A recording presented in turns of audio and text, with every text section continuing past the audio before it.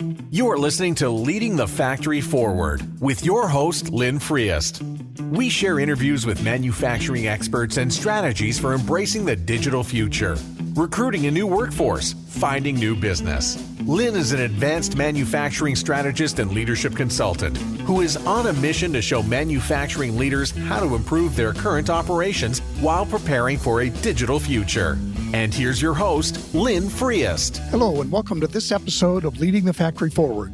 Today's episode is episode number 65, and it's about the Internet of Things and 5G with our special guest, Jaimy Szymanski.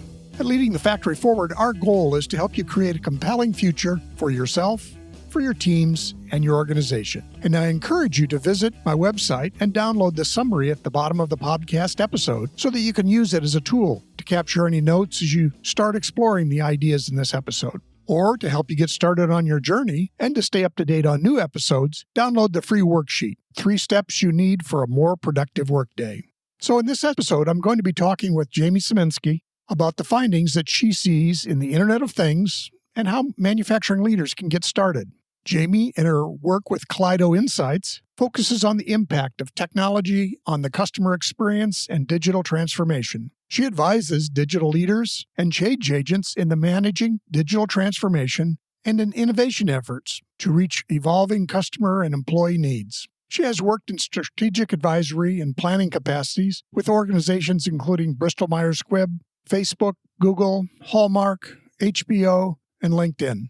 And I personally have worked with Jaimy for several years now, and I'm delighted to have her share her insights as to how they apply to manufacturing leaders. Welcome, Jaimy. It's great to have you on here. Great to see you again. We've worked together in the past, but it's fun to be working with you again. But I'd like to let you introduce yourself to start with.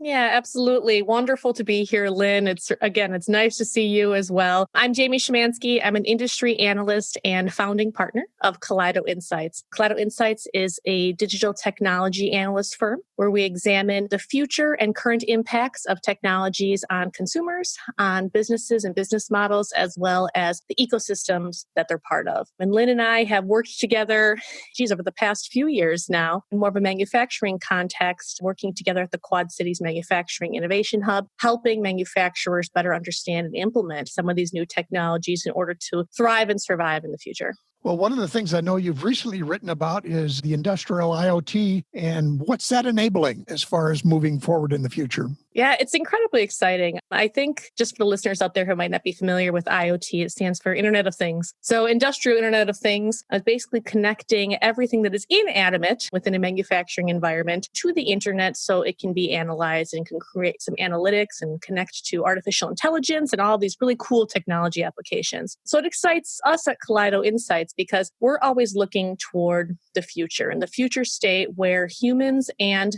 technology can work together in concert for the betterment of not only employees, but also of the companies that they work for. So there are a few really cool instances of utilizing the industrial IoT. Specifically, the first one I'll talk about has to do with sensors, but also we'll get into fun things with drones as well as augmented reality. And then we can even talk a little bit about supply chain, which I know that you have some expertise in as well, Lynn. But the first use case that we're seeing most easily implemented, if you're just trying to sort of dip your toe in the industrial IoT, would be to use sensors to track your valuable equipment or tools or anything else that you need that moves around on the manufacturing floor or on the manufacturing site in order to keep operations really moving more efficiently, as well as to monitor those assets for maybe theft or even just correct usage of them. So we're seeing companies combining, these sensors that they put on equipment and tools combined with multiple antenna and signal triangulation and equipment that then projects all of the equipment that they're tracking onto a 3D plane that they look at on their computer. And then it can alert them if there are any irregularities. And as you could imagine, this really helps not only for managers to track equipment, but also with future inspections to make sure things are being used correctly. And you can even take it a little bit wider and think about maybe,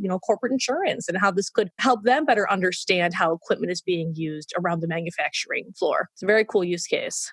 Yeah, great. And I remember in a different context from my previous life in construction equipment, the first uses they had was just to find out where the equipment was And was Yep. it being used? Because if they found a very expensive excavator hadn't been used in a couple of weeks, it was just time to give a call and say, hey, are you finished with that? Do we need to move it to a new job site? So I can imagine even for a manufacturer that if a critical CNC center is not running, it's probably useful to find out why that might be. Yeah, that's a great point. Is it, because to your point, is it just that they actually are done using it and they just haven't, passed it along yet? Or is something broken on it? They're waiting for it to be fixed. And, equipment utilization is a huge part of operational efficiencies and saving money for manufacturers. And in your point, construction as well. What's interesting, I've seen a similar use case be used more recently. I think, a lot of things are in the news right now, technology uses around COVID-19. And a lot of healthcare facilities are even utilizing a similar strategy to track equipment around hospitals because they really need to be able to access equipment right away and know exactly where it is and how long it's being used and if it's being used correctly. So I think that this definitely spans industries beyond manufacturing too. Another cool use case that we're looking at has to do with drones, or otherwise you might hear them called unmanned aerial vehicles. And to your construction point, Lynn, this is where I first came across this use case are,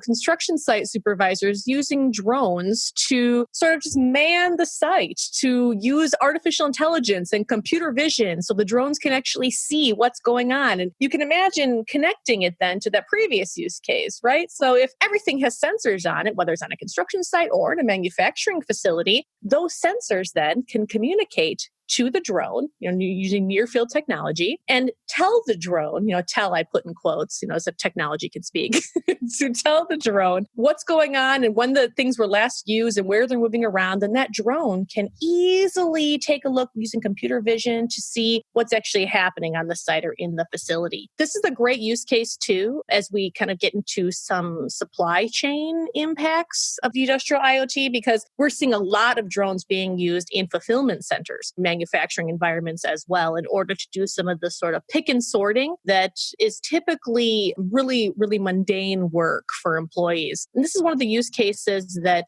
I get excited about too, because a lot of studies have shown that once employees in those distribution centers are, relieved of those more mundane tasks of picking and sorting, let's say in the stockroom, and they're able to pursue other parts of their role, they're happier at work, they're more satisfied, and they're more willing to stay on the job longer too. So that's great to hear, because in my mind, we look at technology at Kaleido Insights, we look at all of the great, exciting things it offers, but at the same time, I never want to forget about the employee picture here too. So what about all the employees in a manufacturing environment that are worried about being displaced by automation or an industrial IoT or these drones, right? But in reality, really they can work side by side to offer greater efficiencies and make them happier on their jobs. Yeah, and I think as you talked, it reminded me that, one of the least favorite things in a manufacturing organization is to go look for stock that you can't find.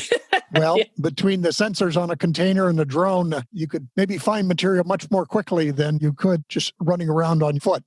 Oh, absolutely. I mean, a lot of logistics systems now aren't necessarily as, connected as they could be in the future too. And so you kind of spark another technology topic here, Lynn, which is blockchain technology. And I'm not sure how familiar your listeners are with blockchain, but it's basically this, immutable, unchangeable ledger that lives online that is very, very hard to, fake anything or to change. And you can end up uploading, different sort of equipment records and inventory and tracking of different equipment and shipments using the blockchain, and then connect the blockchain to some of these sensors and devices, industrial IoT. So you can imagine how easy it would be to find some of these items as they traverse the supply chain. That's more of a future use case. We're seeing a couple startups trying that right now with shipping crates to make sure, they can track provenance of different shipments and products. But that's something to look forward to in the future, sort of tangential to industrial IoT. So one of the last things I thought it'd be fun to talk about, and then I need to then switch gears here to 5G because that's like enabling all of this. But first, I think it's pretty neat right now to see how augmented reality is being used in an industrial IoT environment. Augmented reality refers to basically overlaying imagery over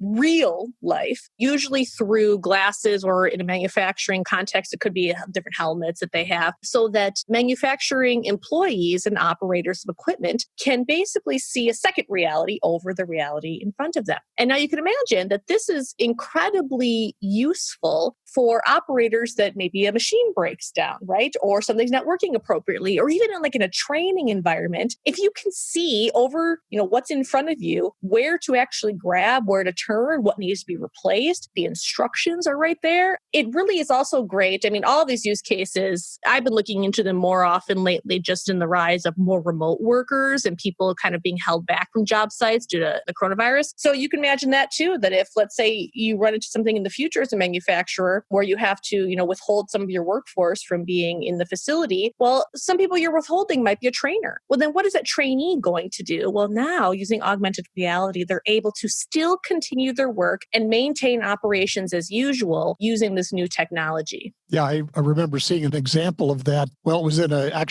we're refurbishing aircraft carriers, but they said, we've got these people have to go in, they strip everything out, and then they reinstall new technology and new wiring and whatever. But they said that people know how to weld, and we don't need to teach them that, but they need to know where to weld. Exactly. The glasses would line stuff up, say, okay, this is where you're going to be putting these lines or these brackets or wherever it may be. And then again, as you kind of alluded to before, the ability to train people, because again, my experience with manufacturers is we're all trying to find a workforce. And often we're trying to find new workforce, people that haven't maybe naturally been in a manufacturing type environment before. So some of these things can really help them and give them the confidence to come up to speed, I think, a little faster. Oh, agreed. Completely. You bring up a good point too about using it in just educational context, even before they get on site. Locally here in Davenport, Iowa, where both Lynn and I are in the Quad Cities here, there are a couple facilities that offer that sort of training via augmented reality for a variety of professions. I remember seeing a really interesting demo of using it with BP to train people to better understand what to do in a crisis situation before they even get to the site. And you could imagine that being used in a manufacturing environment in the same way. You can't always simulate everything that could go wrong or what they could do, to your point, where to weld. So if a lot of these people who maybe don't have as much expertise yet in their career and don't have access to a trainer or mentor, they could at least get their bearings with augmented reality or even virtual reality training. So I think it's definitely a future tool for trainers and HR alike. And I think just in general, for people getting started, there's more people doing more exciting things at a cheaper price point than ever before. So I think it's more available to more people. Mm-hmm. Absolutely. And it's also something that I've seen, we talk about all these interesting industrial IoT use cases, and in reality, it can seem overwhelming. And that's one thing too that I wanted to discuss a little bit. I'm sure you have a lot of experience in terms of helping leaders as well, Lynn, better understand where to begin. What sort of proofs of concept should you start with? And usually what I end up recommending is to start with the lowest hanging fruit. And oftentimes that is employee training and workforce development. These devices are not as expensive as if you would install sensors in all of your manufacturing equipment. So start smaller in the industrial IoT and really, build out your use cases, what you want to achieve in your proof of concept, and then, honestly, to start testing these devices and sensors. You can test them in a certain part of your manufacturing facility, or rather than, going for everything at once, or, start with a couple drones. You don't have to go all in, as they say right away, which a lot of people think you have to, especially if manufacturer doesn't have a typical innovation team. That's what I see a lot too, that they think that they have to just put everything into one use case, when in reality, you can experiment in pockets of innovation and really make sure that it works for you as well. Sure. And I know when I've talked to some small, medium-sized manufacturers, I've encouraged them to use their new employees who may not have experience, but they're actually really good at technology. So if they wanted to use a drone, well, find the 20-year-old that already knows how to use a drone, Totally. But you can use them in your application now. So, well, Jaimy, and I know you also wanted to touch on some of the implications and opportunities in 5G is presenting to manufacturers. Yeah. So it's a great sort of last topic for us to cover here, because all of the different variety of ways that you can use industrial IoT, all of the different sensor-laden applications that we discussed so far, they're only as good as the network that they're on. And so right now, as it currently exists, if you're running proof of concepts, it's likely that they are running either on, it's probably going to be your just wired in or wireless network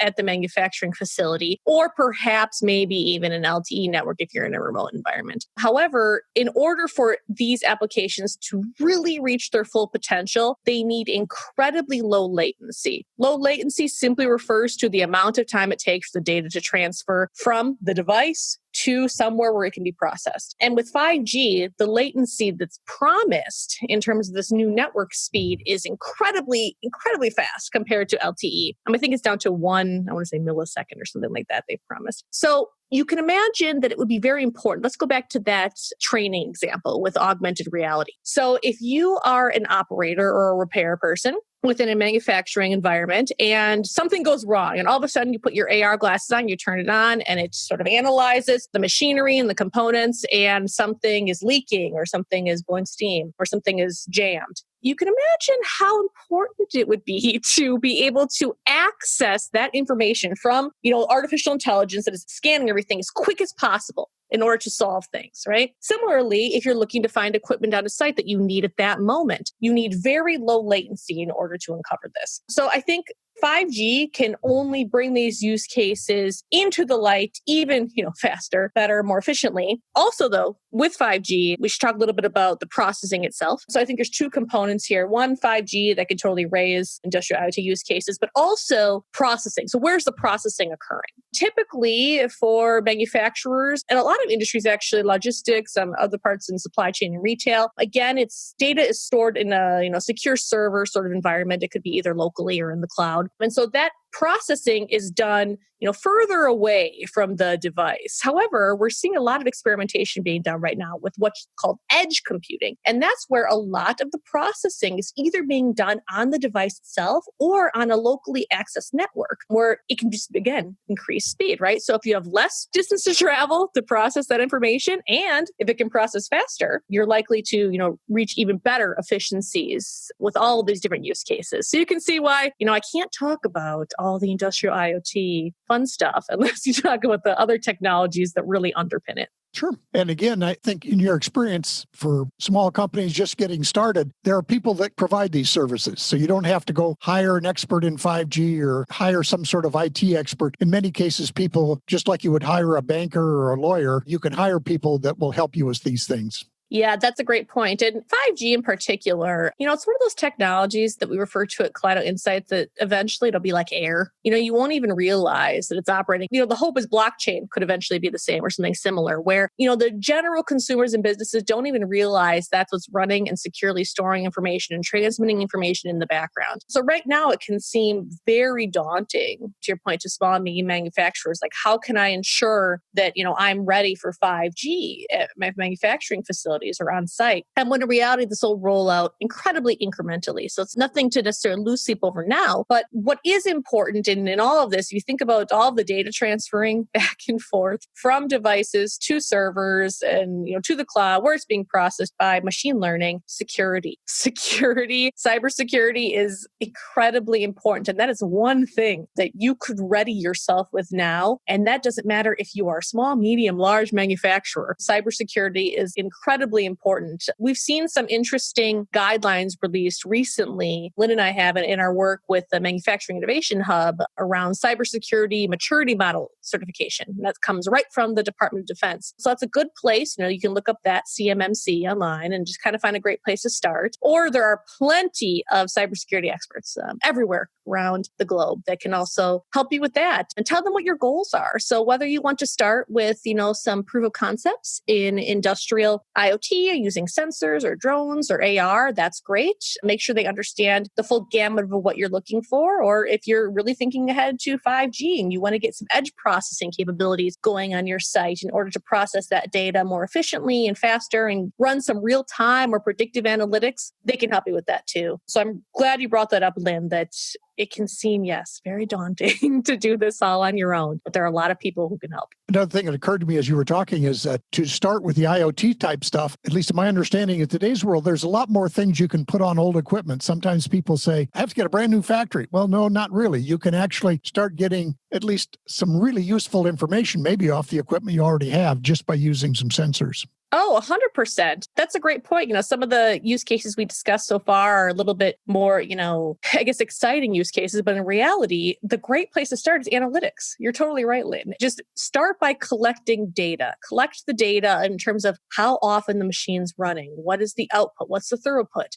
How often is it on, off, things like that. How often does it need repairs? All of that data is a great place to start in analytics. And then from there, you can, attach it to more AI, machine learning context in order to better understand and maybe some predictive things for predictive maintenance, let's say. But that's a great place to start too, rather than jumping right into saying, hey, I need to buy, multi-million-dollar equipment for my facility, or I need to invest hundreds of thousands in a fleet of drones to replace managers or something. That's not quite the case. Start small. Agreed. Yeah. And again, going back to, I think, an earlier comment I made, I always encourage small, medium manufacturers, look to your employees. They may know how to manage this data. They may know how to do this. Even though they may not have thought about it, you can turn them loose on some of these projects. And you don't, as small company and leadership team of only 2-3 people, maybe an engineer, turn loose the employees you already have on some of these projects because they can help you get started.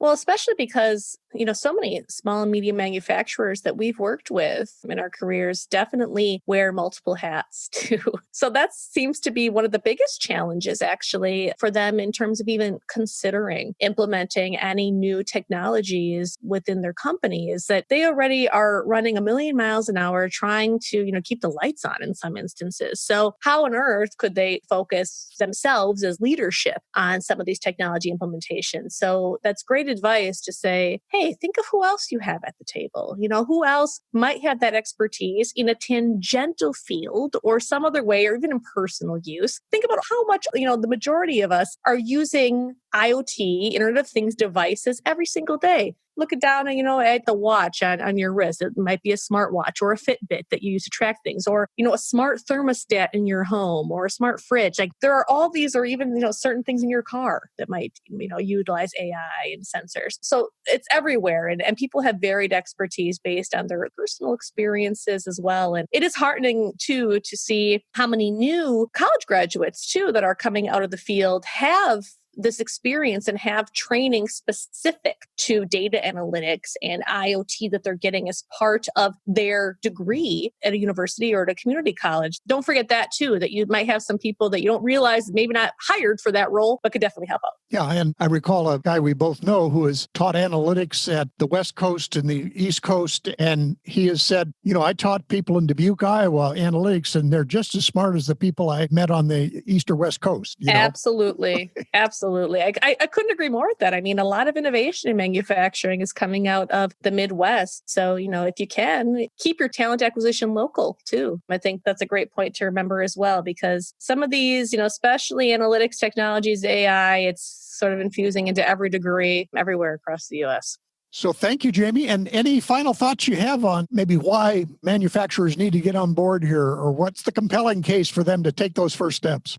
Yeah, I think honestly, it's most compelling right now in order to not only compete, but survive. A lot of larger companies, or what we call, sort of these big tech or technology behemoths, like let's look at Amazon, for example, they're dipping their toe and starting to take over in a lot of different areas that typically were served by small and medium manufacturers. And they're not the only company. You see a lot of manufacturing crossing industries now too, and it's all technology driven. So in order to preserve the customers that you have and to grow your business and to keep that specialized niche that a lot of small and medium manufacturers serve, a lot of them are a lot quicker too, and they can source more locally. What I've seen in a lot of my work with the hub is that they also have, less time in order to ship things and then get things there more quickly. So focus on what makes you unique, and then focus on how technology can make you faster, more efficient, more productive, generate more revenue. Focus on all those use cases that will help you really prove your value to customers and how you can compete with some some of these other technology giants that are trying to get a lot of the share too. So if that isn't a burning platform, Lynn, I don't know what is. Well, and then again, one final thing that occurs to me is that, companies, they don't want to just get a drone to get a drone. They really need to start by looking at where's my money made or where's my money lost, and where can technology, so it's really driven by what are your processes, where's the biggest pain you have, whatever it may be. It's not about the technology, it's about where you want to get better. Agreed. Great final thought. Well, again, thank you, Jaimy. We appreciate it. And you've got a wealth of knowledge, and there may be an occasion maybe where you can share some more in the future with us. Absolutely. I loved being on the show. Thanks so much for inviting me, Lynn. Thank you. Take care. Again, my thanks to Jaimy for sharing her insights on the trends in technology.